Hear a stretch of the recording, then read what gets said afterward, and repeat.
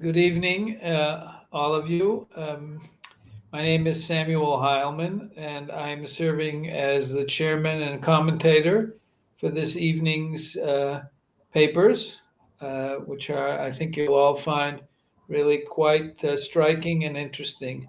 The way that we're going to operate is I will introduce each speaker when she is on, and each speaker will have 20 minutes. I will note 2 minutes before their time is up. When they've all spoken, that will be an hour. And then I will make a few comments. We'll have a half an hour for both my comments and for questions from the audience. The way to ask your questions is to put them in the chat. And I would urge you to try to limit the number of questions you have in the chat, because every question, I'm sure, will require some time to answer it. So without further ado, it is my pleasure to introduce our first speaker. Ayala Fader is professor of anthropology at Fordham University in the Department of Sociology and Anthropology, with an affiliation in Jewish studies. She's the author of the award-winning book Mitzvah Girls, and most recently of the book Hidden Heretics. She's the founder and co-convener of the Seminar on Jewish Orthodoxies. And now it's my pleasure to hand the floor over to Ayala. Thank you so much, Sam. It's really a pleasure to be here. Let me just turn on my PowerPoint. Hold on one second. And hold on. Oops. Okay. All right. So the discipline of anthropology, which is what I'm going to be actually talking about today, has been and continues to be marginal to Jewish studies. And there are historical and political reasons for this that I won't be getting into today, except to note that in the post-World War II context in the US, as Jewish studies tried to gain acceptance as a legitimate academic discipline and simultaneously foster narratives of Jewish historical exceptionalism, the study of contemporary populations of Jews using a comparative lens supported neither of those aims. Interestingly, however, there is a small, rich body of anthropological scholarship on Haredi Jews, or Jewish orthodoxies, a topic that earlier Jewish studies scholars around the mid-1960s in the US were actually not very interested in. But for anthropologists, at least, in a way, Haredim were appropriately other or exotic, and they fit in with a certain kind of anthropological narrative as well. Be that as it may, there have been certain points where the anthropology of Haredi Jews has flourished in the States, in Israel, and now to some extent in Europe. In the 1960s to 70s, in the 1990s, I'm not quite sure why that went forward. Hold on one second. Good. Okay. Sorry. So in the 1960s and the 90s, and I would argue over the past 2 decades as well, there have been important contributions that have not only established a robust ethnographic corpus of Haredi life, but have expanded beyond the Jewish studies bias toward men, their religious texts, and their ritual lives, exploring other sites and persons, including, for example, some of my own earlier work on everyday talk, women, and children. Especially over the past decade, it has been really exciting to see more anthropological and other ethnographic work that contributes to theoretical conversations in both Jewish studies and anthropology, leveraging the inherently comparative lens of anthropology, which is what I'm going to focus on today by thinking through the topics of new media, gender, and by gender, I mean not just women, but also men, and religious doubt, drawing on anthropological scholarship and using Hasidic Yiddish as an example. My hope is that the ethnographic examples that I'll be presenting from my new book, Hidden Heretics, and hold on, for some reason this is very slow. I see what has to happen. Okay. So for my new book, Hidden Heretics, will serve as an extended plug for the importance of integrating and expanding anthropology with Jewish studies, which really benefits both disciplines. So let me turn now to specific examples around Hasidic Yiddish to show you what I mean. If you go to Amazon.com, anyone can buy the latest copy of the new Yiddish language print magazine, De Wecker, The Awoken. It was founded by a group of ultra-Orthodox Jewish men who met in a Yiddish-only online forum called Kavestiebel. A 5-star review posted on Der Wecker offered that it was a delight and a pride to our beloved Yiddish language. But some 1-star reviewers were not so sure, posting, and here you can read that yourself, posting that some people are so open-minded that their brain fell out, or that the De Wecker's writers and editors were basically, quote, inserting doubt in everything that's holy for us for generations. De Wecker is pitched to an ultra-Orthodox Jewish male readership, and it's sold exclusively online because most brick-and-mortar stores that serve Yiddish-speaking ultra-Orthodox Jews, who are primarily Hasidic Jews, will not carry it. One Hasidic group even blocked the Amazon page where De Wecker is sold, and some rabbinic authorities have ruled that despite its familiar ultra-Orthodox Yiddish aimed at Hasidic men, it is filled with dangerous heresy that might create religious doubt. My long-term anthropological research, however, reveals that this new Yiddish publication aimed at Hasidic men is part of a bigger story, one in which digital media introduced new possibilities for Hasidic men's Yiddish, specifically around topics of religious doubt or questioning. This variety of Hasidic men's written Yiddish, what I'm calling enlightened Hasidic Yiddish, was born on digital media, and its pragmatics, or its uses, the content and its form, made it threatening to ultra-Orthodox Jewish leadership, since it was primarily consumed and produced by Hasidic men who called themselves open-minded or enlightened, or in Yiddish, the Aufgeklärte, which was a reference to the 18th and 19th century Jewish Enlightenment, the Haskalah, which very much like today was a crisis of authority spurred by new social movements, technologies, and political changes to traditional Judaism. Open-minded Hasidic men today, who often actually refer to themselves as maskilim, include those who are pious and simply intellectually curious, to those who were called hidden heretics or Bahaltana Bikorsim, that is secretly and anonymously critical of the entire system of ultra-Orthodox Judaism, but remaining publicly and externally religious or frum. So at the turn of the 21st century, first on blogs and then on social media, enlightened Hasidic men began to read and write in Yiddish and English in new ways, not only discussing and exploring forbidden texts and topics together with anonymous others, but also undermining a key semiotic ideology, that is a cultural belief about signs, that Jewish intention, form, or content would spiritually uplift any medium and make it kosher, that is religiously Orthodox and Jewish. Enlightened Hasidic men wrote and read in the supposedly kosher medium of their Yiddish, but they used that insider's vernacular with its ties to men's religious Torah studies and a more moral lost past for unkosher purposes.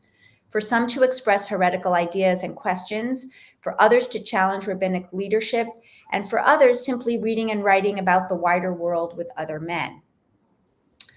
As these enlightened Hasidic men interacted online, their voices of dissent growing, they came to form what literary theorists Warner has called a counterpublic, and what I'm calling in my work a heretical counterpublic. That is a marginalized group's assertion of an alternative discourse which is in conflict with the dominant public sphere. And in this case, the dominant public sphere is the ultra-Orthodox religious or Hasidic public sphere. All contemporary life is made up of publics and counterpublics, but the heretical counterpublic on social media spilled over to print media and networks of people who regularly met in person. And this heretical counterpublic asserted an alternative discourse to the religious ultra-Orthodox Jewish public by challenging and critiquing the authority of ultra-Orthodox leadership to interpret divinely inspired truths. An anthropologist named Ilana Gershon, who studies language and media, writes, "A communicative channel is experienced as new when it enables people to circulate knowledge in new ways, to call forth new publics, to occupy new communicative roles, to engage in new forms of politics and control. In this case, men's Yiddish literacy practices on the new digital channel were marshaled not for study or prayer, but for leisure reading, religious questioning, or individualized expression." And these practices, and here's basically my argument, these practices created a new public, one which anonymously challenged the authoritative Hasidic religious public. As one such writer told me on WhatsApp, "What we're seeing now in my generation is a rebellion." Now, anthropologists of religion and media can also help us understand these processes of Haredi religious change and doubt through the lens of Yiddish. Anthropologists have written about the ways that pious subjects cultivate ethical ways of living and how religion is lived in the everyday. As fellow travelers, scholars studying religion and media have similarly focused on the ways that all kinds of media can facilitate the experience of the divine. Of late, however, there has been an interest in how members of religious communities may have engagements and commitments beyond the exclusively pious, including religious doubt. Doubt, like belief, is central to religious communities of many sorts and lived across media, including the body, language, and material culture. So I'm using a very broad definition of media. Fewer anthropologists, however, have examined the linguistic dimensions of religious doubt, especially in the context of digital reading and writing. And here, the Hasidic case sheds light on how religious doubt lived on and expressed through digital literacy might actually change existing relationships between religion and language. Let me give you a few more ethnographic examples now to show you what I'm talking about. And what I mean by saying that digital reading and writing in Yiddish actually changed Hasidic enlightened men's ideas about Yiddish, what it should look like and what could be expressed in it, by turning now to a Yiddish forum, an online forum called Kavashtibel. So Hasidic men who participated in Yiddish online forums had increasing exposure to English through their own autodidactic reading and writing, online and offline. Some Hasidic men chose to write exclusively online in English to interact with non-Hasidic Orthodox Jews. And as they became more competent in English, their ideologies or the cultural beliefs about Yiddish began to change too. For example, Hasidic Rebel and Streimel, who were two prominent writers, told me that Hasidic Yiddish had linguistic limitations. Hasidic Rebel explained, "The Yiddish I was reading was never about ideas, never about critical ideas. The language of critical ideas was English." Streimel told me that in Yiddish, you just can't transmit ideas. You can't talk about anything but really, really simple things. Men like Streimel began talking about language using a discourse of purity that I had not heard articulated by Hasidic Jews before. And this emerging ideology of language purism from greater exposure to English and its literatures would eventually influence the emerging variety of enlightened Hasidic Yiddish, as would the greater number of smartphones, which made writing Yiddish in the Hebrew alphabet much more accessible. As Hasidic men continued to develop digital literacy, enlightened Hasidic Yiddish developed its own standards and aesthetics. The familiar form of enlightened Hasidic Yiddish, written in Hebrew orthography or letters and drawing on men's immersion in religious texts, was increasingly used to explore new ideas, secular knowledge, and engage in open-minded debates and individual expression for its own sake. So enlightened Hasidic Yiddish looked Hasidic on the outside, but its intent and content were often subversive and sometimes heretical. The nature of enlightened Hasidic Yiddish was not inherently problematic. That is, it wasn't inherently problematic that it was online. There were plenty of other, and there still are, kosher Yiddish forums such as iWelt or Yiddische Welt, the Jewish world, which were mouthpieces for rabbinic authority and heavily censored by administrators. On sites like iWelt, Hasidic Yiddish was never allowed to be a medium for open-minded ideas, let alone heresy. But in 2012, frustrated that any criticism of rabbinic leadership or the quote-unquote system was routinely censored on iWelt, a small group of Hasidic men founded Kavashtibel, which is, and that word means like it's the coffee room, it's a break room in a yeshiva or a synagogue. Was considered an alternative borderline kosher forum, explicitly committed to open-minded debate, including social criticism, secular literature, science, art, politics, and poetry. The homepage that you're looking at shows two figures sitting at a table drinking coffee with the Yiddish caption, Kavashtibel ruhig winkel zu schmissen und verbringen. So Kavashtibel is a peaceful corner to chat and enjoy. Kavashtibel was known to be an unusual tolerant site where diverse ideas, bodies of knowledge, and individual sensibilities could all be expressed in Hasidic Yiddish, which is why it is censored by certain Hasidic internet filters, in fact. On the forum, for example, men posted regularly reactions to secular films, art, music, literature that only the enlightened would expose themselves to. There were insider political debates about the ultra-Orthodox system, for example, discussions over ultra-Orthodox racism or limited secular education for boys. Some posters on Kavashtibel subtly undermined the ultra-Orthodox semiotic ideology that if a medium looked and sounded ultra-Orthodox, one could assume it contained pious Jewish intention and content. For example, Kavashtibel writers played with a common Hasidic strategy of transliterating English phrases into Yiddish, but not to make English kosher. Rather, they used English and Yiddish for the purpose of sharing their growing fluency in secular American culture, while also poking fun at ultra-Orthodoxy. So, for example, one poster translated Taylor Swift, the pop singer Taylor Swift's song Shake It Off into Yiddish, Ich schockel es weg, but replaced the word date with basho, the short visit between a young man and woman that's part of Hasidic matchmaking. Perhaps this substitution, along with the Yiddish translation, made Taylor Swift's songs speak to ultra-Orthodox experiences, a kind of conversation with secular American culture where a basho was not all that different from a date. Writing and reading in Hasidic Yiddish led to a heightened awareness of language itself, evidence in some of the what are called metapragmatic posts or talk about talk itself. For example, some on Kavashtibel criticized grammatical and spelling errors in vernacular written Hasidic Yiddish, defined as it is and has been by its lack of concern with standardization. One person, for example, posted a picture of a letter their children's Hasidic school sent home to parents, reminding them that their children should only speak in Yiddish. The poster pointed out 23 spelling and grammatical errors in Yiddish on the very first page of the letter.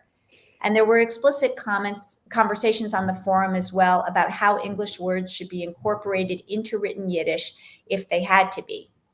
So for example, and I'm going to just show you the Yiddish here, not the English. For example, a poster on Kavashtibel introduced the topic of the creation of new words, wondering in his post if the Yiddish for the word elaborate in English, in Yiddish should be elaborieren. So taking the English word and adding a Yiddish suffix, or should the English word elaborate simply be translated into Yiddish letters? And these kinds of posts suggest a growing interest among the enlightened in standardizing how Hasidic Yiddish incorporates English, making it a language that needed shared conventions and patrols along its linguistic borders, making it, in fact, like any other national language. And finally, writers on Kavashtibel also began to experiment with enlightened Hasidic Yiddish as a medium for individualized aesthetic experience. This was a real innovation from existing ultra-Orthodox expressive Yiddish culture, like Hasidic music, poetry, or art, that aimed to inspire, morally uplift, or educate other Jews in a religious idiom.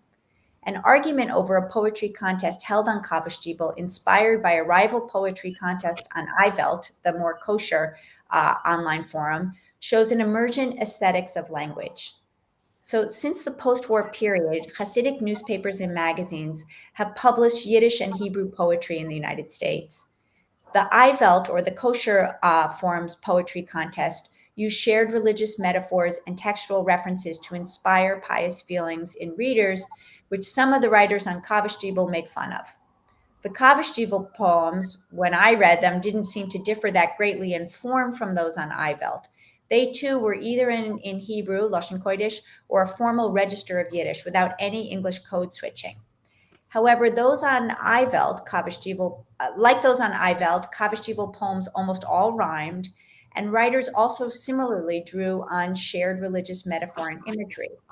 However, the content and the intention of the poetry 2 minutes. Okay, thank you. On Kavashtival was subtly different from Eivelt's, tending to be about individual emotions, for example, romantic love, beauty in the natural world for its own sake, or even disappointment in God. The Kavashtival poetry contest was reviewed by Yiddish writer and poet Shalom Bernstein for the secular Yiddishist paper, The Vorwärts. Bernstein described the Kavashtival poetry as honest, sincere, and emotional. However, he complained about the uninspired rhyming form of the poetry, which he said was filled with platitudes. Mischievously, he then reposted that article on Kavashtival, where in fact he regularly posted his own modernist Yiddish poetry. The way that some responded to him hints at an emerging enlightened Hasidic Yiddish reading public, one with its own masculine sensibilities and aesthetics rooted in shared religious text, but which uses Yiddish and Hebrew for the purpose of individual expression. One writer, who is pseudonymously called Gefilta, posted on Kavashtival this quote, and I'll just read the translation. You have the Yiddish there.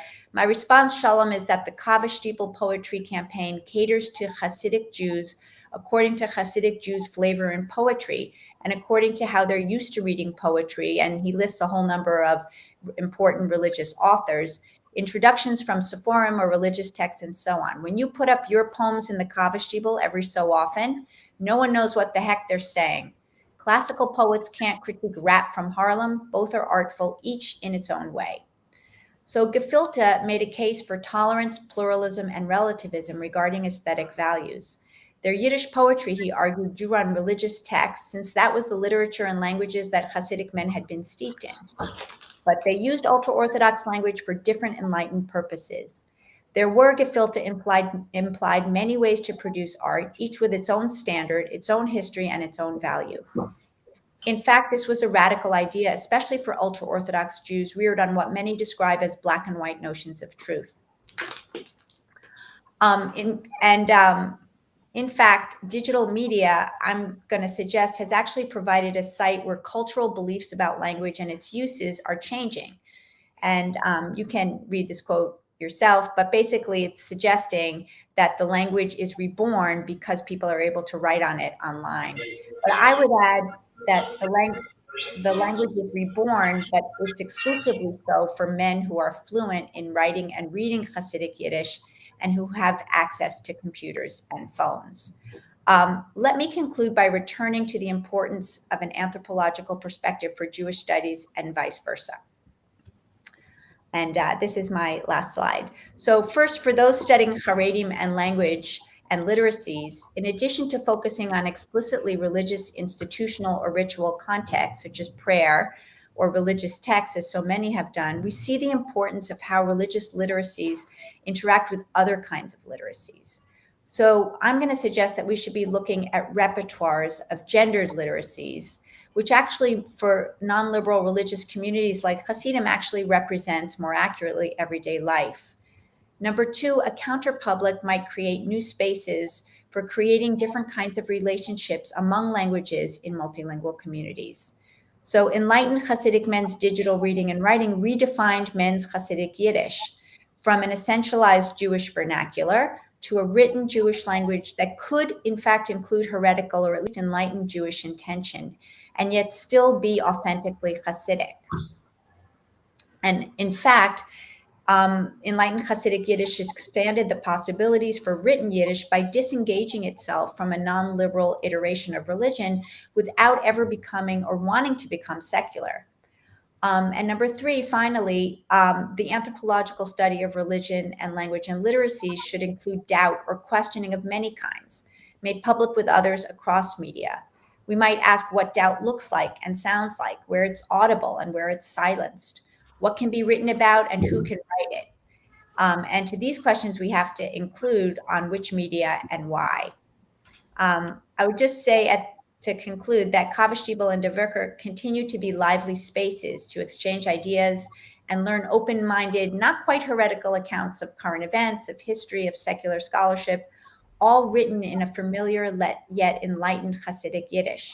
Men are still the most common producers of these new forms of reading and writing. There are Hasidic women who are enlightened and open-minded and have their Ayala, own. we have to Okay, close. I will stop right there. Thank you. Thank you very much. Yeah.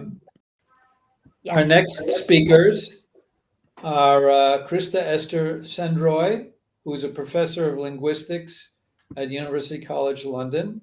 She's the principal investigator of a research project documenting contemporary Hasidic Yiddish, funded by the Arts and Humanities Research Council of the UK, and she holds a 2-year Leverhulme Research Fellowship.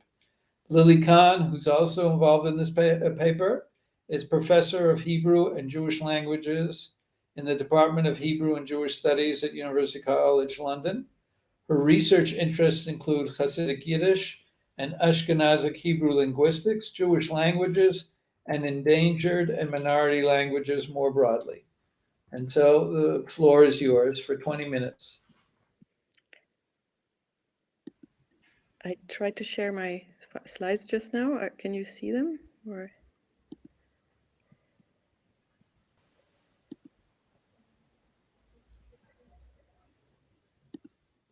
no?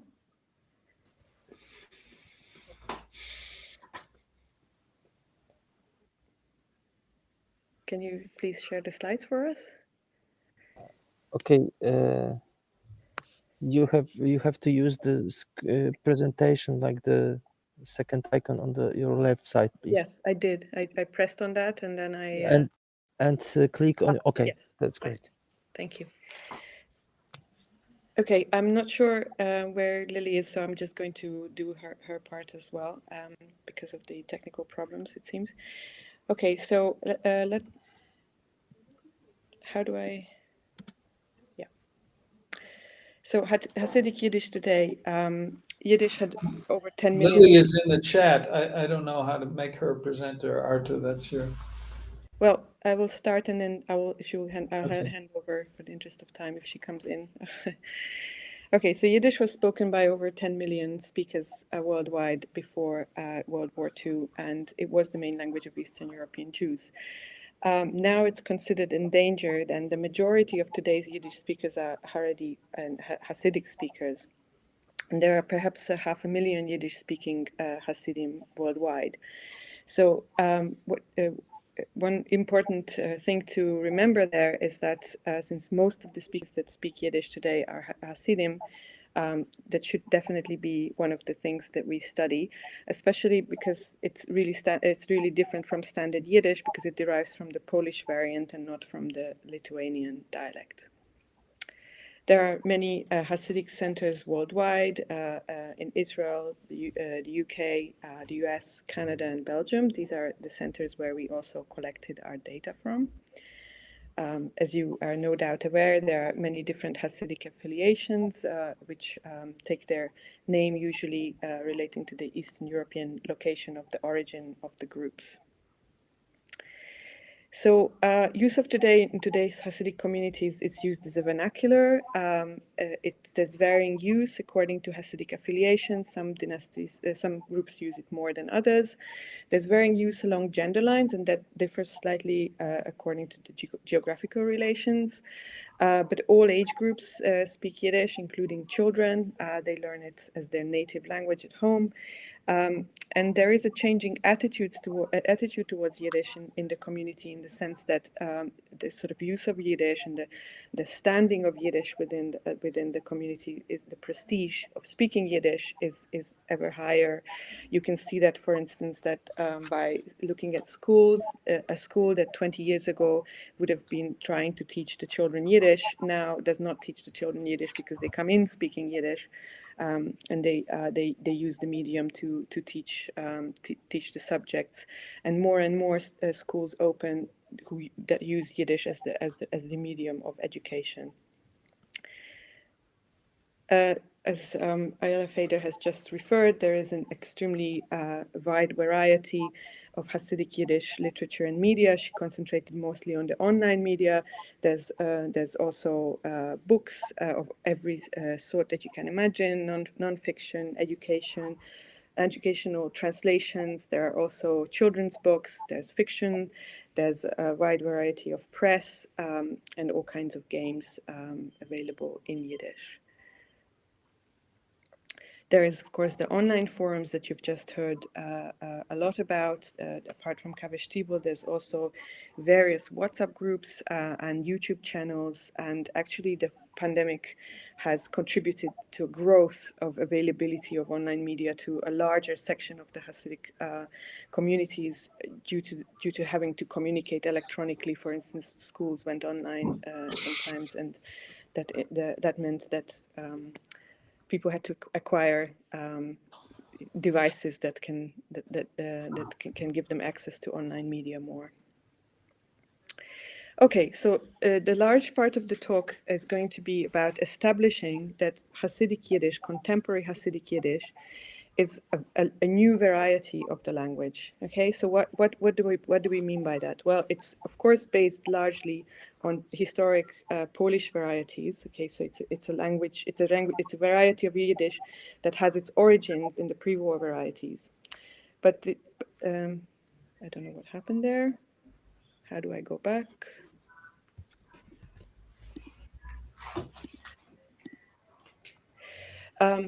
But there is a sort of there was a sort of a geographical realignment after the war, and that resulted in internal developments in the language, okay, and significant linguistic changes, which I will talk about in great detail. So we think that contemporary Hasidic Yiddish cannot no longer be regarded as Hungarian or Polish Yiddish, but rather as a separate variety. There has been substantial internal grammatical variations, innovations compared to the previous varieties, but those are also consistent enough across the geographical areas, as I will demonstrate, in order for us to be able to speak about a single new variant called contemporary Hasidic Yiddish. There are geographical differences between the different Hasidic communities. In Israeli Hasidic Yiddish is slightly different from American Hasidic Yiddish, but those differences are largely lexical in nature, and the grammar is more or less shared. So how are we going to establish this? We're going to look at some preserved features, and then we're going to look at some grammatical innovations in the language, and then we're going to look at local differences. What we will find is that many of the grammatical features have been preserved compared to historical varieties. And so, you know, they still speak Yiddish. And we will also demonstrate that that the innovations are by and large geographically uniform. And there are several of those, and they are quite pervasive grammatically, which means that the character of the language has completely changed, or it's been sufficiently affected so that we talk about a new variety of the language. And we will also look at local differences and conclude that although there are some, they are mostly lexical, so they are kind of peripheral to the grammar. So we will conclude that contemporary Hasidic Yiddish is a new variant of Yiddish. Okay, so just a kind of little background. Although speakers of different Hasidic dialects are mutually intelligible to each other, there are so-called Vos speakers and Vus speakers, and that sort of depends on the pronunciation, and there are characteristic pronunciations for the various Hasidic dynasties. But for any individual speaker, the pronunciation is a combined output of parental input and community input. So speakers can be mixed, for instance. But those are mutually intelligible. I don't know if I can actually make you hear this sentence, so I'm going to pronounce it myself. De Bücher haben die Kinder Messade gewählt, aber die andere kleine Sachen haben sie übergelost auf die Erde. So what you can see here is an example. The books the children tidied up, but the other things they left on the floor. This sentence will demonstrate to you a lot of preserved characteristics. So one, for instance, is plural formation. You can see here that there are various ways Hasidic Yiddish or Yiddish before also used used to pluralize nouns, and those have been preserved. There's also particle verbs, übergelost. This is a specific construction that was very central to Yiddish grammar, and they are widely in use. There's also so-called Lashon Kodesh periphrastic, like Messiah design, to order, be, which is a kind of construction that the language uses to combine Lashon Kodesh words with Yiddish words, and those are widely and productively used still. You can see that it's still a so-called verb second language. What that means is that the finite form of the verb haben always comes in the second position, and different things can precede it, not just the subject. So, for instance, you can have a sentence like this one, where the object, the biher, is in the front, as long as it has a particular information, structural meaning, topic, or focus meaning. So, without going into too much detail about the grammar, what you can see here is that there are many characteristics of the historical Yiddish or standard Yiddish that you recognize in the current language. So let's move on to the uniform innovations. So one of the main innovations that we have established in our research group is that there are no case or gender markings in the language anymore. So if you speak Yiddish, then you'd be familiar with the idea that there are different forms of the article, der, die, das, dem, which are used depending on whether the noun is singular or plural, masculine or feminine, and whether it's in the subject or the object position, or or in the dative position. Now that's no longer the case. The article is uniformly de or die, depending on where pronunciation can differ, but there is no difference. So a sentence like this, again, I can't show you the native speaker audio, so I will pronounce it. De kleine Meidel hat gelegt riesige Biech auf de holzene Tisch, oder Moishe hat geschickt de schwere Peckel zu die große Büro. So you can hear that the article is just uniformly de. And what you can also see here is that each adjective, like kleine or riesige or schwere, has an e ending, which used to be the feminine agreement ending. But now, since the nouns are not gendered anymore, this e has been reanalyzed as a so-called attributive marker. So you can see that on all the adjectives that are next to a noun, you see the e ending, and adjectives that would be in a predicative position, you would not see this e ending. So you might think that this is really a spoken language effect, but this is not true. So we have done extensive interviews with 40 native speakers from all the Hasidic areas, aged 18 to 87. And what we find is that their written language results and their spoken language results do not differ. So they do not use der, die, dem in the written language as well. Most of the time, they pick either a single variant, or what you can also see sometimes is that they are aware of the fact that there are these variants of the article der, die, dem, or das, and they use them kind of randomly. Okay, so this is, this sort of harks back to what Ayala earlier referred to as ungrammatical, or, some speakers would see that as ungrammatical or inconsistent usage. But really what's behind this kind of usage is precisely the fact that the speakers no longer have any knowledge of what gender the noun should be or what the case ending should be, but they are aware of the fact that those forms exist, and very rarely would speakers feel comfortable enough to just spell de as dalet ayin. So they would use in writing the different forms. It's just that they use them randomly because they pronounce them all as de. Okay, so there are other uniform innovations that the language has had. So one example is, for instance, that the second person plural pronoun is now pretty uniformly eng. And this is kind of interesting because this means that now a distinction has actually emerged in the language compared to the previous versions of the language. So it's not all simplifications, because now there is an actual contrast between the familiar second person plural form eng and the honorific second person plural form ir and a. which didn't used to be the case. There is also simplification. So if you look at the verbal paradigm, it has been neutralized. There's no longer any plural distinction in the second person. So this is just another uniform innovation. Read it. It's not such a Okay, big deal. what I would like to point out is that this is not just simply a morphological change. It's not just the case that, you know, now there's no different case and gender endings, so what? This has actually been so pervasive that it has affected the grammatical character of the language. So the language has a much more sort of VO type syntax. The verb and the object usually come in this order than it used to be. So you can see, for instance, a sentence like Hani hat gegessen der rohe Fisch. The verb gegessen is in front of the object, the rohe Fisch, and this is the neutral order. And actually, the order that reverses them is really only possible under certain contrastive readings. So the Babe hat Esti de brief geschickt, aber für David de Peckel. That's possible. The grandma has sent Esti a letter, but to David a pack. But only under these kind of contrastive readings can you reverse the order anymore. And this didn't used to be the case. There are other complicated grammatical structures that are innovative now. I will not go into this. This just serves to illustrate that the grammatical changes that have happened are pervasive. They have affected the character of the language. So we have seen many preserved characteristics, and we have seen several and pervasive uniform innovations. So let's move on very briefly to local differences in current day usage.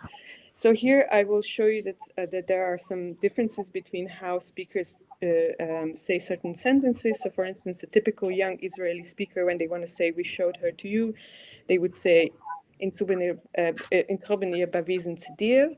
So ihr and dir are the forms of the pronoun that are typically used, whereas a typical British speaker would more likely say something like "Ins haben sie gewiesen zu dich."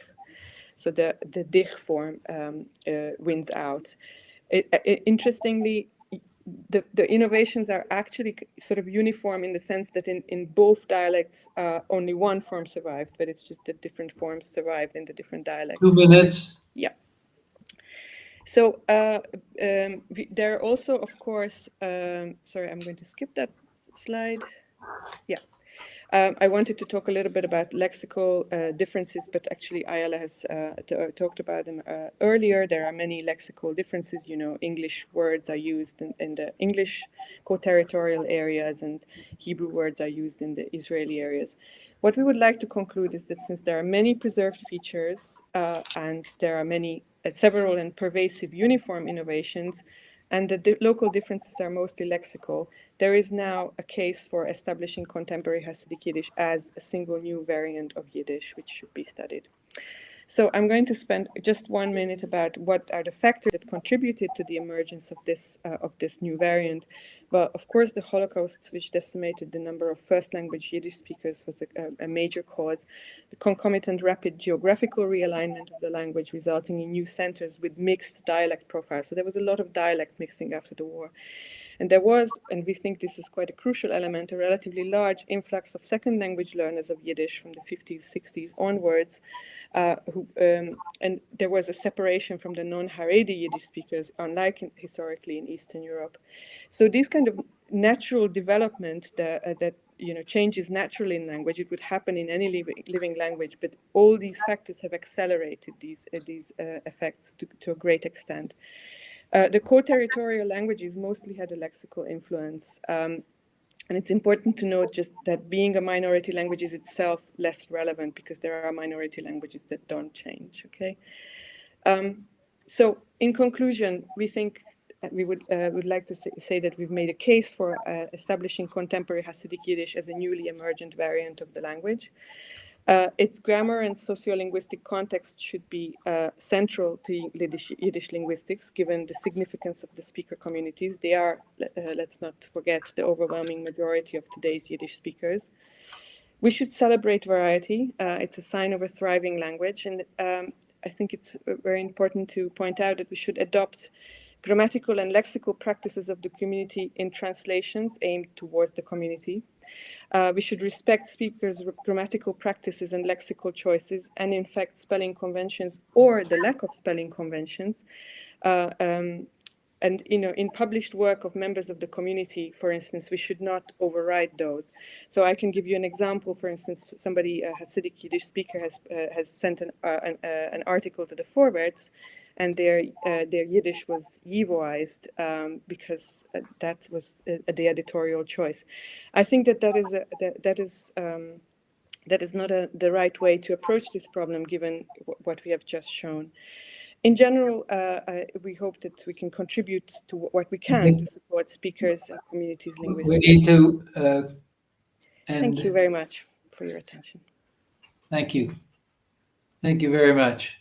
Our final speaker is Naomi Seidman. She teaches in the Department for the Study of Religion at the University of Toronto. Her most recent book is a study of interwar founding of Bais Yaakov. And so without further ado, I will hand it over to Naomi. Let me just repeat for the attendees. If you have questions about or comments about any of the papers, please put it in the chat. And after the papers have been presented and I make a few comments, we will take your questions. I will communicate them to the speakers and they will respond both to me, I hope, and to you. So Naomi, you're on. Thank you so much, Sam, for that introduction, and hello to my friends Ayala, Kriszta, Lily. I'm so excited about the overlaps in our various talks. So for those of you who know my work on Bais Yaakov, this is not going to be a repeat of anything in the book, I hope. But I'll just start by saying, for those of you who don't know Bais Yaakov, that we're talking about a transnational network of schools founded in 1917, and youth movement, summer camps, a journal. By the late 1930s, this was already an international movement with international system with schools in the land of Israel and the United States. There are many differences between the schools in their Polish homeland and the schools today. They're now full-day schools in every location. They've left behind many aspects of their revolutionary origins. Nevertheless, there's still some things that remain. These schools still function under the umbrella of Agudat Yisrael, the World Organization of Orthodox Jews. They serve that same demographic with some differences. They share an origin story and they see themselves as related, all the Bais Yaakov schools. So it's true that Bais Yaakov operated under the umbrella of the Aguda, but occasionally it deviated, and it's important to point that out. For instance, the Aguda saw the land of Israel as an extension of its home territory and sent emissaries to start schools there. The Aguda, however, did not see the United States in the same way. They basically went to America to raise money from American Jews. That's what they wanted from American Jews. When Bais Yaakov finally and belatedly did implant itself in New York, this was a grassroots effort by Sorosh Nerer's students rather than by any male administrators. And so Bais Yaakov in the United States owes its success to that connection between the women of Bais Yaakov rather than to the umbrella organization. But what I want to talk about today was Bais Yaakov Yiddishism. Bais Yaakov Yiddishism has to be distinguished from Bais Yaakov the way it's used in the yeshiva, the Hasidic court. It's a belated ideological choice rather than a natural outgrowth of its cultural context. Bais Yaakov became Yiddishist only 13 years after it was founded at a conference in 1930, when the youth movement resolved that all members would speak only Yiddish for 3 months and use only their Jewish names and not their Polish names. That summer, Shlomo Birnbaum, the Yiddish linguist, visited the teacher training course in the resort town of Rabka, where he delivered a series of lectures on Yiddish. Who was Birnbaum? He was a Yiddish professor at the University of Hamburg the first Yiddish professor in the world, apparently. And he was the son of Shlomo Birnbaum, who had followed his son into Orthodoxy. I'm sorry, I believe he had followed his father into Orthodoxy during the last years of World War I. Nathan had been a Zionist and then a Yiddishist, and then became involved with the Aguda after meeting a young Chassid in Vienna, Tuvia Horowitz, nephew of the Vishnitzer Rebbe and fundraiser for Bais Yaakov in the United States. Horowitz became a disciple of Nathan Birnbaum, and he drew both Shlomo and Nosson into the Aguda and into Bais Yaakov activities. And Nosson was the general director of the Aguda for a few years, beginning in 1929. Now, Shlomo Birnbaum, the standing up in the middle there, was born in Vienna, and his Yiddish was not native, as was his father's. At 16, he attended the Chernovitz conference that his father had convened in 1908. He was swept up in enthusiasm for the language, and he had time to learn it because his family spent 2 years in Chernovitz.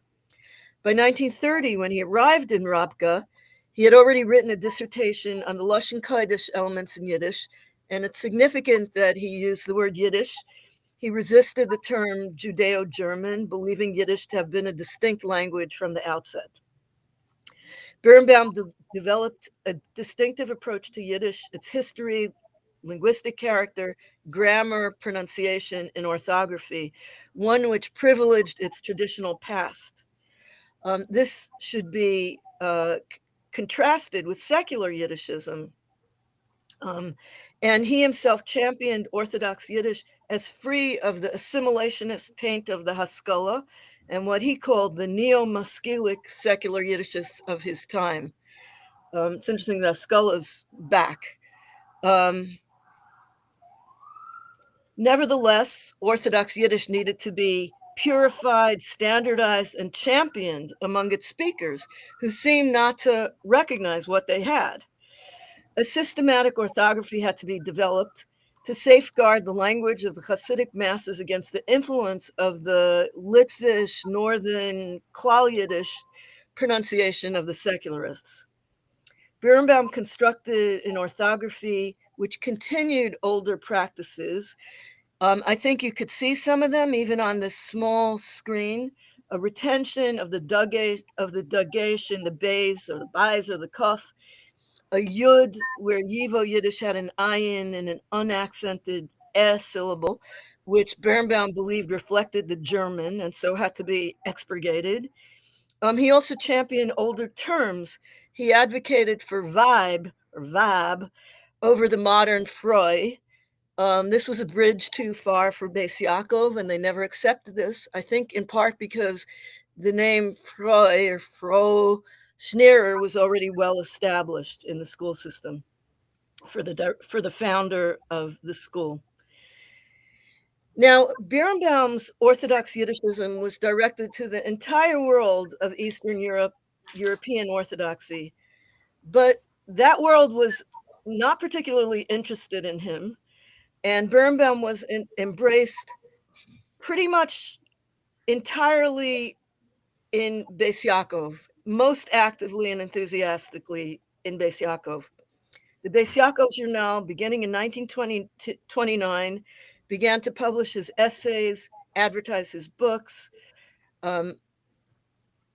Believe here is some material. Birnbaum informed these readers about the traditional religious history of Yiddish, instructed them in his orthographical system. He even translated a German play into Yiddish, useful in a school hungry for scripts. Birnbaum found no parallel reception in the male world of the yeshiva and Hasidism, which treated Birnbaum like the curiosity he was.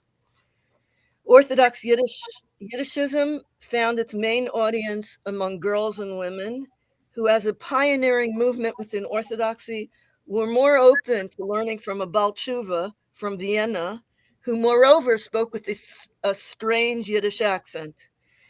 According to family lore, It was a Bais Yaakov girl whose cruel remark persuaded him to switch from the Bukovina dialect he had picked up in Czernowitz to a Polish Hasidic Yiddish. This Bais Yaakov girl told him he sounded like a guy. Despite this wounding remark, Bais Yaakov was still open to hearing from a Baal Tshuva. Even the men affiliated with the movement, who tended to be drawn from the left wing of the Aguda, were more open to learning from him. And why would this be? Bais Yaakov itself was in many regards a Baal Tshuva institution, even if the students nominally came from traditional homes. Girls from such homes had to be taught to admire and embrace Orthodox values, and this entailed not continuing a living tradition, but rather radically reconstituting it, bridging over the gap that had opened up between mothers and daughters. And this was also a linguistic gap. At the seminary, students have to be continually reminded to speak Yiddish, often fruitlessly. Sarah Schneer had to impose Yiddish even on herself, since she too was more comfortable in Polish and German. But she enthusiastically adopted Birnbaum's ideology. She wrote a Yiddishist manifesto in which she wrote about how disappointed she was that all those Yiddish resolutions remained unfulfilled. After she rebuked one student for speaking Polish with her friend, the student defended herself by quoting a teacher from her Polish school who told her that Yiddish was just a dialect of German and thus no more Jewish than Polish. But as Schneer wrote, Yiddish was a holy tongue because of the holy sages and Hasidim who had spoken it. Despite these failures, Orthodox Yiddish had its victories. The Bais Yaakov Journal faithfully followed Birnbaum's orthography, devoted entire issues to propagating his project. This was not the case elsewhere in the Orthodox press, and Birnbaum had to insist to Orthodox printers that they follow his system exactly, because they tended to be very lax in such matters. I think I have here his note. Whether or not Bais Yaakov kept his commitment, I believe this is the slide I wanted. Whether or not Bais Yaakov kept its commitment to Yiddish speech, the very presence of Orthodox Yiddishism as an ideology had to have had some effects. Orthodox Yiddishism was an odd alliance between Eastern European Jewish girls and women, the maverick Hasidim that gravitated to their movement, and a male professor at the University of Hamburg. Unlike other varieties of male support for Yiddish in the Orthodox world, this Yiddishism had conference resolutions, historic scholarship undertaken by a leading academic, literary products, and a standardized grammar and orthography. Sorry, Sam, I think we're hearing something from you. Yeah. Okay, like its secular varieties, and despite its claim to represent some uninterrupted tradition, Orthodox Yiddishism was tied to language lost, and its relative thinness might be one way to understand its ultimate disappearance. But we shouldn't take this disappearance for granted. After all, Bais Yaakov's, in many respects, is even more fervent and isolationist than it was in Poland. If Yiddishism had survived in Bais Yaakov of culture, we would take it for granted. But that's not the case.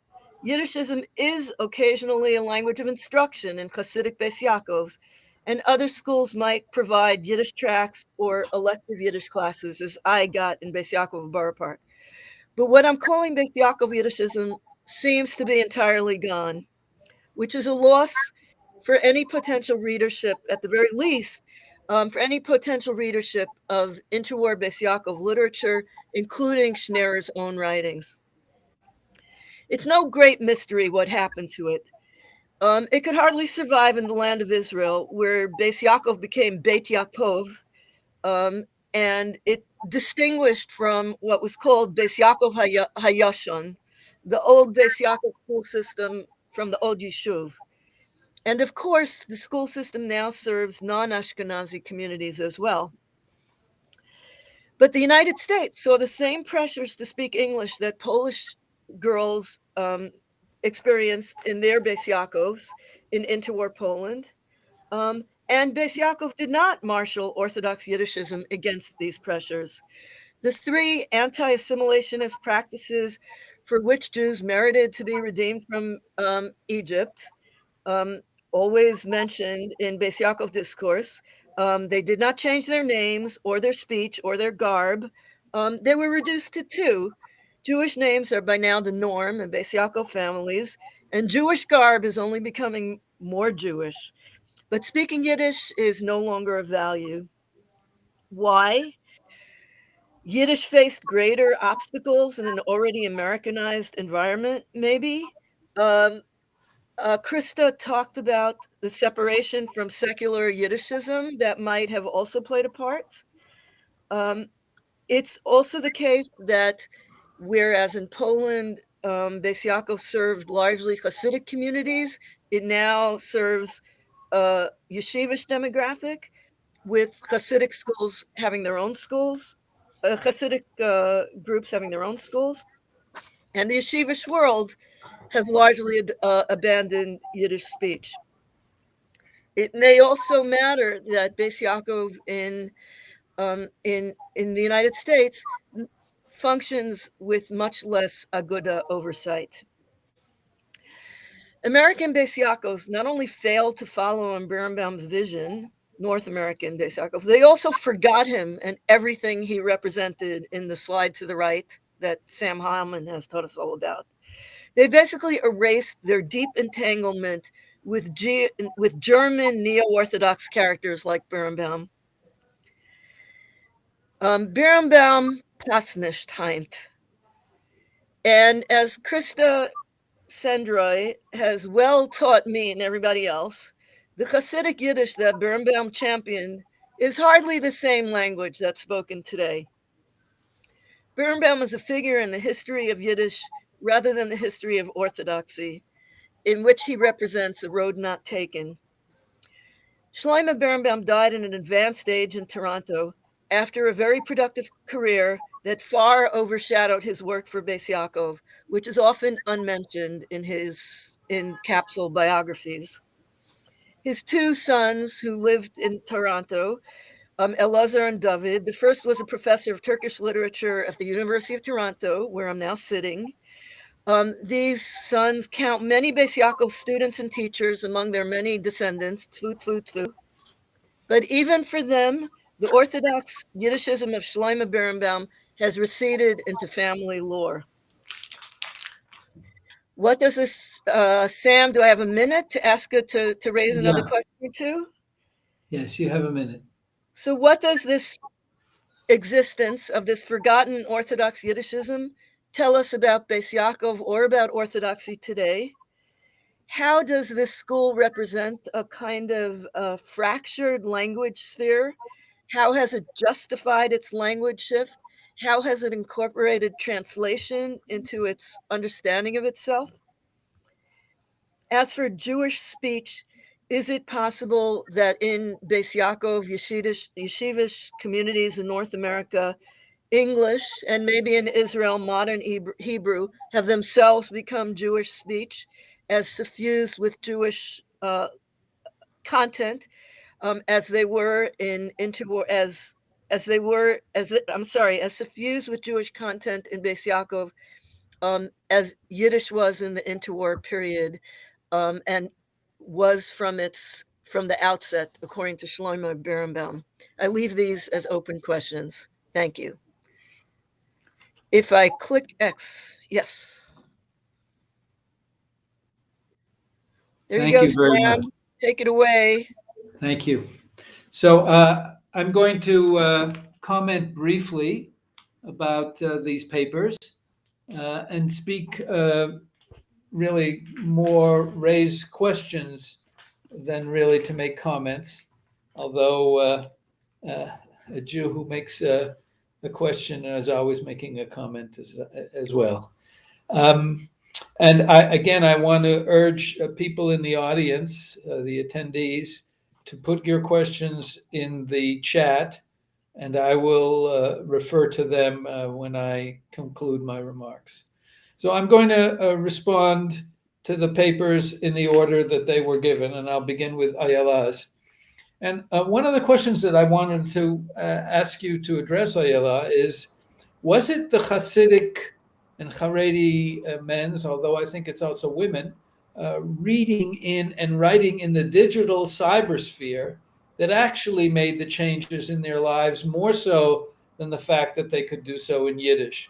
Wasn't their Yiddish changing already as a result of their accessing the digital cyber world, which they needed to use English for? Long before the Yiddish appeared in it, they were already on the internet and in cyberspace. And of course, finding themselves living in America or in Israel, the fact of their not being in Europe, in the Europe of their founding, it seems to me that that was much more impactful than the fact that they could have these places to use Yiddish online. Another point that I want to raise is that we know that that the Haredi world, and when we talk about Hasidim, we're really talking about the Haredi world, has succeeded in building on their otherness by being defined as a cultural minority and speaking in a foreign language. Is this the intended or the unintended consequence of their Yiddish?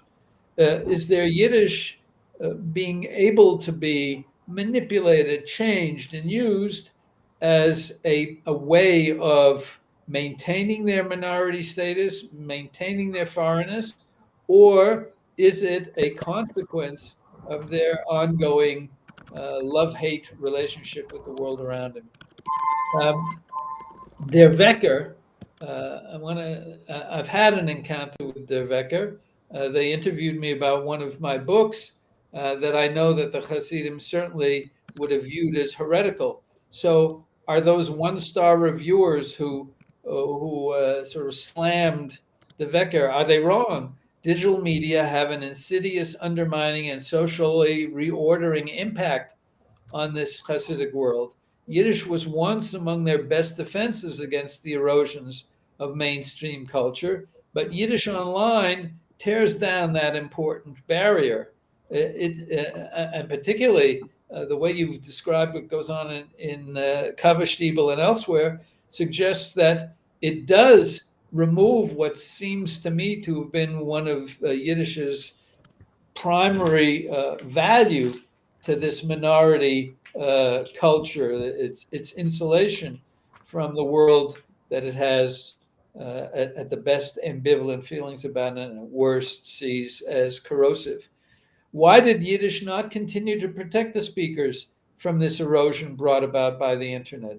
Was it because to work the internet they had to become adept at English and the mechanisms of the digital divide? Another question that I would raise is what makes what you call the enlightened Hasidic Yiddish enlightened? I think you spoke about this a lot, but I want to focus, is it the vocabulary? Is it the content? Is it the syntax? What do you mean by its form and pragmatics? I think that perhaps this is my ignorance of some of the linguistic elements of this discussion, but I think it would be helpful to give some examples of the insider's vernacular used for unkosher purposes. It was not just Wecker or enlightened Hasidic Yiddish. The smartphone, not the kosher which was not viewed as kosher, and the computer that brought the heresy naturally. And the Yiddish-speaking people you're talking about could not or would not be denied it as they had been in the past, things like television and movies and other windows on the world outside their own, a world dominated by counterpublics. In 2017-18, 59% of Israeli Haredim over 20 reported using a computer. It seems to me that was the huge change. Hasn't Yiddish always brought in English as it did other words from host culture, not just enlightened Hasidic Yiddish or Wecker or Kavashtiebel? So it seems to me that what these sites that you've talked about are evidence of their trying to create their own world on the internet. whether it was WhatsApp groups, chat rooms, listservs, websites, but it didn't work. Why? The concept, finally, the concept of leisure, which you mentioned, is new to Orthodox Judaism, and especially to groups that deny it. How did it become acceptable? I could ask more questions. I do want to say I thought it was a great paper. I thought all of these papers were really remarkable and good. Let me now address some comments and questions to the paper by Eszter and Lily. First of all, just a few small points. There are other Yiddish centers in Israel besides those mentioned, places like Kiryas Belz and others. And with regard to the location, the Eastern European location of Hasidism, besides Boston, there are also Pittsburgh Hasidim, and of course Chabad was not Eastern European; it was Russian. Then you make some sort of general statements that I'd like to know where you're getting what your sources are on this. Your source of saying that Ger uses less Yiddish than Satmar. Is that, if that's the case, is it that Hebrew is generally accepted and known in Israel among all Haredim, and that Ger are not nearly as anti-Israel as Satmar? What are your sources for the increasing speaking of Yiddish, and for really a lot of your categorical statements? Why, for example, you argue that men speak more Yiddish than women? If that's the case, why is it? And I'm not even sure how would you measure? How do you measure such a thing? How do we know that, as you claim, men speak more Yiddish than women? Does it have something to do with context? Would it be the case in Satmar as much as in Ger? Your citation of Kaveh Stiebel as a source for Hasidic Yiddish somehow doesn't quite square with what I understood from Ayala's argument. So maybe the two of you could discuss that a bit. Finally, can you say something about code switching and how it's affected the changing nature of Yiddish? Is it more prevalent in English or French-speaking Hasidic communities, say, than in Hebrew ones? And what about intonational patterns, or even in names? I'll take the case of Ayala. Ayala, as she has reminded me, her name is pronounced in the Hebrew way with the emphasis on the last, rather than in the Yiddish pronunciation, Ayala, or Mincha versus Mincha. But I also accept Ayala in English with English phonology. So there. Okay, all right. So these are some questions that I wish you would take up in the time that you'll have. And finally, my comments on Naomi's paper. I mean, this is a small point, so maybe I'll skip this for the sake of brevity. Do we recognize the differences within New York versus the Yishuv in Palestine, the local conditions as well as international networks that you refer to? The contrast also between ideology and culture regarding Yiddish seems to me in some sense is a false dichotomy. As Clifford Geertz has persuasively argued, and Mannheim as well, ideology is an ordered system of cultural symbols. And there is a power of ideology to knit a social group or class together. Isn't this the same as what Hasidic Yiddish, and Bais Yaakov Yiddish both were? They both patterned life and reflected a psychology, a social order, a culture. And as Jews left their old worlds, Yiddish speaking became a way of demonstrating a connection to that older culture. This was true for everyone, wasn't it, except for the secularly Yiddishists who wanted to drag their national patois with them as they modernized and acculturated. Yiddishists were ideological, but no less than the Hasidim. Finally, how did it happen, and this may be off the topic a bit, how did it happen that Bais Yaakov became viewed as a Baal Tshuva institution? The winner of the Yiddish battle was the group that spoke it as an adjunct to social life. Bais Yaakov became modernized, and Hasidim, as you pointed out, largely abandoned it. Does that account for its disappearance of the disappearance of its Yiddish. So those are some of the questions that I've raised, and I'd be happy to have you respond to them. And let me see if there are questions in the chat. Let me see what I can find here. Yes. Here we are.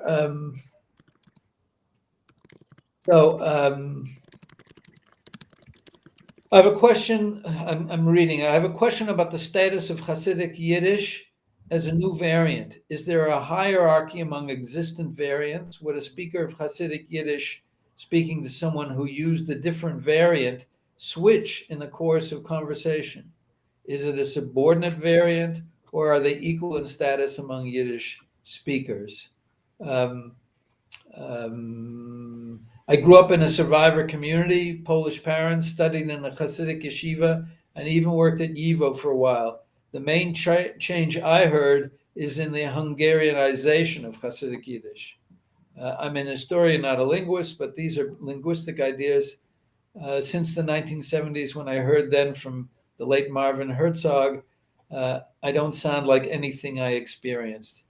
And now let me just sort of turn it over, and why don't we give each of you who wants to say something in the order that you presented. So we'll start with Ayala, and then we'll go to Lily and Eszter, and finally Naomi. And we have 15 minutes for this.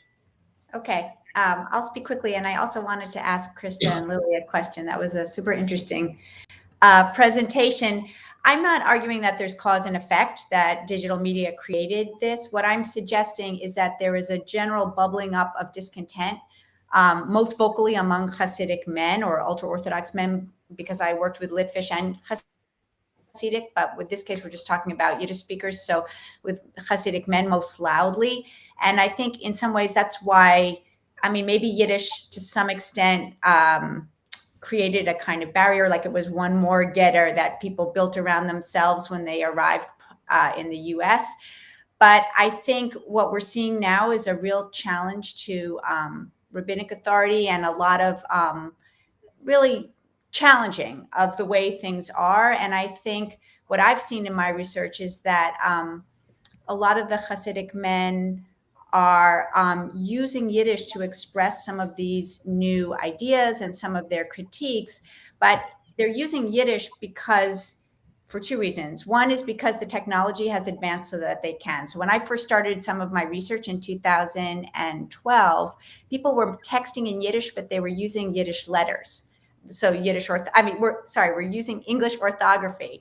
But by the time that I finished, like a couple of years ago, it was much easier to use Yiddish to write. Like actually the technology had changed. People suddenly had Hebrew letter keyboards. And so this thriving Yiddish writing, what I'm calling enlightened Hasidic Yiddish, was able to really more easily be used, but it was always in conversation with English for sure. And some of the earlier blogs were almost exclusively, we might say, in Jewish English or Orthodox English, some variety of inflected English, because there were mostly yeshivish people on there at first, because Hasidim didn't use computers as much. Now, as you say, they do, but they're really different situations in Israel and in the US in terms of who has access to smartphones, for example, who can demand that they be filtered. And I think we can trace a lot of these changes in the US, at least, to the 2012 Asifa against the internet, the rally against the internet that happened. I don't want to take up too much time. So I'm going to ask you to sort of, and try to keep your answers a little briefer, the rest of you, so everybody. Can I just ask Lily and Eszter a question as they begin? I'm wondering about the lexical changes, because I've heard from a lot of people that these, I totally agree that there's a kind of change to Hasidic Yiddish, but I've also heard that people can't understand each other from like Brazilian Yiddish versus Israeli Yiddish because of the lexical content. So I'll stop there. You mean the code switching also, right? No, because of the infusion of words that come from the co-territorial language. Okay. So I'll try to cover sort of a range of different issues that were raised by Shmuel and also by the questions in the chat and by your question about lexical changes, Ayala. So, okay, so sort of trying to go in order. In terms of the issue of Kaveshtable is a source. I feel like what Ayala is saying and what we're saying is an agreement. We're looking at the language itself, not at the content. And the language, it's for the most part, it's a Haredi site which has Haredi contributors, most of whom are Hasidic and are using what we would define linguistically as Hasidic Yiddish. Isaac Bleeman wrote an article recently on Kaveshtable and how it can be used to kind of predict linguistic change with respect to Hasidic Yiddish. So maybe if there's time, we can put the link to that in the chat if anyone is interested.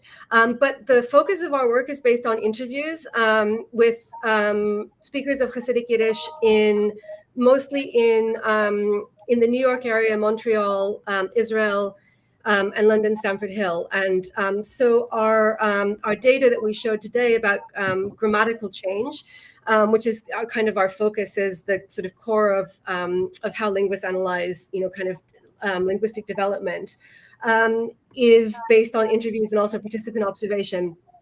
So the issue of, say, for example, different types of Hasidus using more or less Yiddish is based on, yes, to some extent, it's based on ideology. So in Israel, obviously, Satmar is anti-Zionist, whereas Ger isn't. And so there's, in general, like kind of a more open attitude towards use of modern Hebrew in Ger, but also specifically in schools. A lot of it has to do with the language of the schools. So Satmar schools are always Yiddish, whereas like Ger schools are predominantly not Yiddish. And there we see that there's some changes recently where Ger has kind of had a drive in recent years for like kind of intensive Yiddish, Hasidic Yiddish summer schools. And we also see that there are some more girls' schools opening with Yiddish as a language of instruction.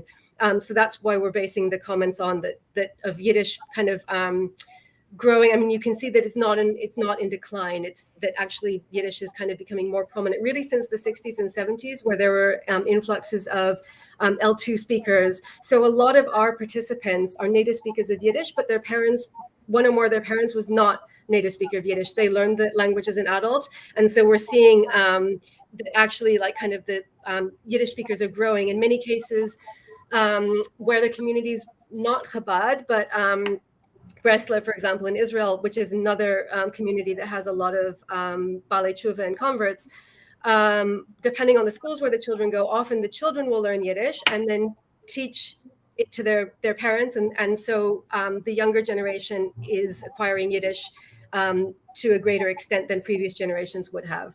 It's not the case across the board. So like with Chabad, it tends not to be, but there's less Yiddish in Chabad. But and then in terms of men versus women, again, this is based on participant observation and interviews where we have, so female speakers are much more likely to say that they speak Yiddish with their father and brothers, let's say, but not with their female relatives or their female friends. Whereas male participants will say that they speak Yiddish with everyone or that they're more likely to speak Yiddish for greater. Israel, Montreal, Canada, all the places, the same thing? Yes. Not so much Antwerp. Not so much Antwerp, but we didn't actually collect much data from Antwerp yet. Mm-hmm. And also that their Yiddish is like, so when they do surveys, men tend to have a, like, say, wider vocabulary in Yiddish, whereas women often will do more code switching, more use of the co-territorial language. So it's things like that that we're basing it on. Also schools, like women tend to have more schooling in, because women are generally exposed to more like kind of secular subjects. So like in the UK, where they get, they study for GCSEs and A levels, whereas the boys will go to yeshiva. So the secular subjects have to be taught in the language of the state. And so they're just more exposed to it through school, but that's also reinforced by the fact that they tend to speak it amongst themselves to a greater extent than men. I want to give Naomi at least 5 minutes. So we only have 5 minutes left. So yeah, that's as far as we could get. Okay. I'm sorry about the restrictions of time, not mine. Thank you. So this question of ideology isn't all, aren't basically all cultures ideological in some sense.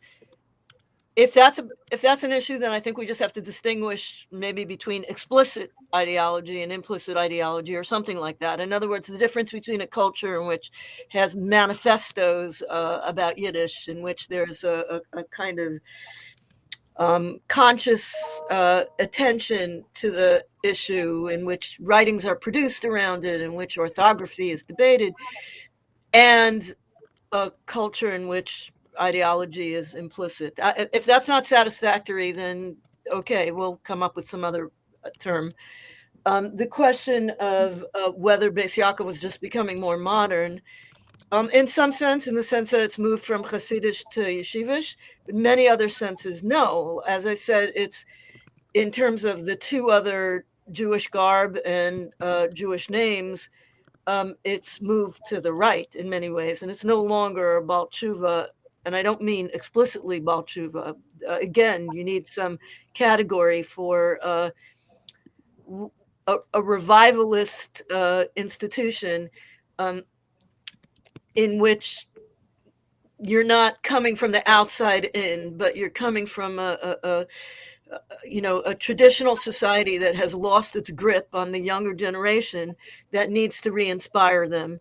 So that's what I mean by it being a Baal Tshuva in this other sense, being a Baal Tshuva organization. So I think you had one other question that I didn't entirely understand, but I think that's okay. I mean, basically, I wanted to say that the reason why you think Bais Yaakov is more modern is because it's now in North America largely English speaking. Right. So that's kind of a circular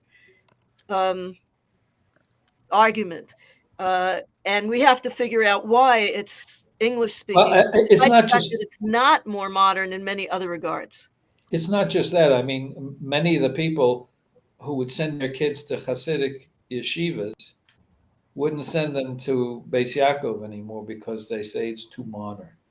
And that's maybe part of the distinction between Yiddish and Hasidic. Yeah, sorry. I mean, I talked about this is the Hasidic world, which was the major demographic that Bais Yaakov served, has now split off and gotten his own school system. So yes, that's certainly part of why Bais Yaakov was left with, quote unquote, the more modern yeshivish families within that demographic. Yeah, modern. There are Hasidic modern Bais maybe Yaakov. The last a Bais Yaakov misleading in term Williamsburg is Wien. All right. Okay. Are there any? Do you want to take any of you want to take those questions that were in the chat, or you've dealt with them one by one?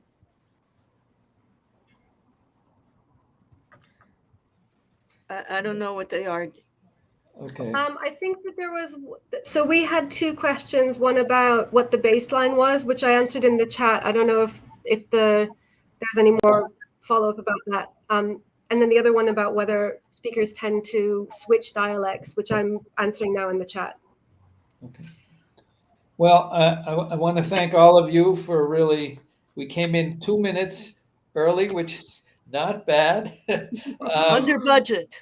Yes, that's never good. So I want to thank you all. It was really remarkable, first of all, that we were able to use this platform and that we were able to, each of us in our different nooks and crannies in the world. So I want to thank everybody for participating, all of those in the attendees, silent attendees who we know are out there, and to be continued, as they say.